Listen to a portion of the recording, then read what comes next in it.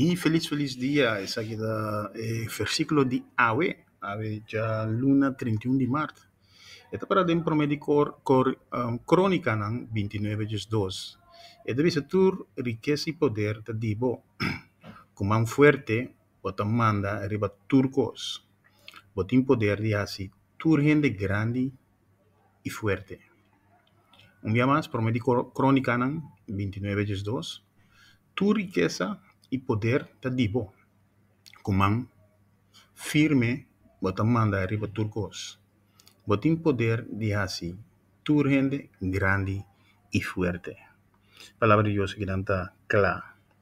Esa aquí está la que nos comprende que tur gente de autoridad, of tur gente que tiene propiedad, que tiene riqueza.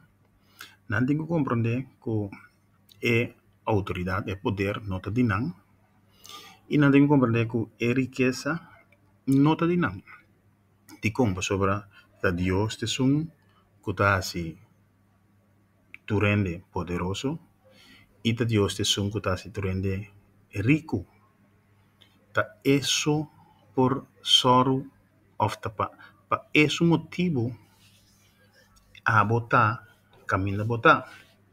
Y tiene ore ta bati mang de nang pecho, tiene ta considera nang logro nang como sodo di nang frenta, etcétera, etcétera, etcétera.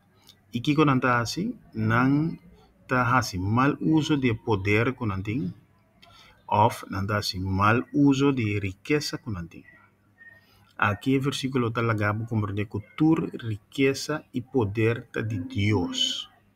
O sea que si abotine, pasó por Dios a permitido con él.